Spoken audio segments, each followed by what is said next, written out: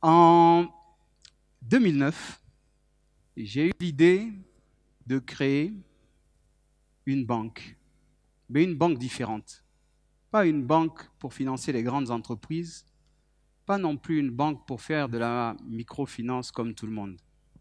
Je voulais une banque pour accompagner la coiffeuse, la couturière, le boulanger, pour leur donner un type de financement qui ferait qu'ils soient les grandes entreprises de demain. Je m'en suis ouvert à quelques aînés qui étaient d'éminents banquiers. Ils m'ont tous découragé. Ils m'ont dit, ne fais pas ça, tu vas perdre de l'argent, on ne peut pas prêter à cette clientèle, elle n'est pas fiable. Et il y en a même un qui m'a dit, mais toi, tu es déjà DG de banque, tu cherches quoi au juste? Et je n'avais pas écouté, on n'avait pas beaucoup d'argent à l'époque. J'ai réuni quelques amis qui partageaient la même vision que moi, et je leur ai dit, écoutez, si on arrive à travailler religieusement pendant quelque temps, on pourra accomplir quelque chose de grand. Aujourd'hui, 3 ans après, on est présent dans 6 pays, nous avons 900 employés, nous avons 50 000 clients, nous avons octroyé 20 000 crédits pour plus de 50 milliards à des maisons entrepreneurs.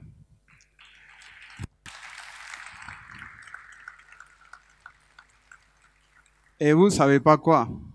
2 des aînés qui me disaient qu'on était fous, ils travaillent à Cofina aujourd'hui. Jusqu'à ce vendredi 12 septembre 2008, soit 3 jours avant la faillite. Ce jour-là, les personnes que j'avais finalement instituées en modèle de réussite, de succès, ces banquiers d'affaires qui faisaient la pluie et le beau temps au sein de la place financière internationale de Londres, ces requins, comme on les appelait, s'effondraient sous mes yeux, parce qu'ils réalisaient qu'ils avaient tout perdu, leur passé, leur présent, leur futur, leurs économies, peut-être même leur raison d'être. Je me souviendrai toujours de l'un de mes directeurs qui était le plus performant en fait de notre banque, qui nous a tous appelés dans son bureau, qui a sorti une bouteille de tequila et qui nous a dit « Les enfants, buvons, c'est la fin, buvons à notre succès ».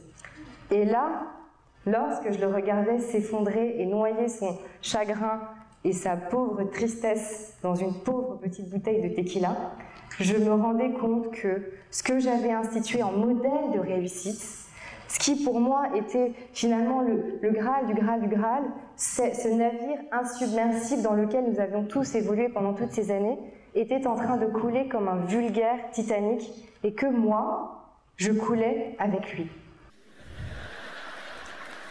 Acheter une bière, n'est-ce pas?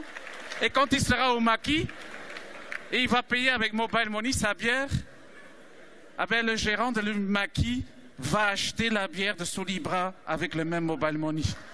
Et c'est ça l'enjeu. C'est ça l'enjeu de Mobile Money dans les années à venir. C'est que l'argent virtuel va circuler, va tourner, va tourner, va tourner. Et nous allons arriver à un moment donné que, à aucun moment donné, l'argent virtuel sera encore en argent physique. Et ça s'appellera le cashless society. Ça veut dire une société sans argent liquide, mais uniquement avec de l'argent virtuel, de l'argent mobile. Et c'est pas si loin. Il y a encore 2 ou 3 jours, j'ai lu un article qui a des grands professeurs d'économie en Europe qui ont fait une recommandation aux banques centrales d'à terme d'interdire, d'éliminer l'argent physique. Nous, en Afrique, on est déjà dans cette phase. Dans quelques années, il n'y aura plus de billets, il n'y aura plus de pièces. Tout va se passer de façon virtuelle avec Mobile Money.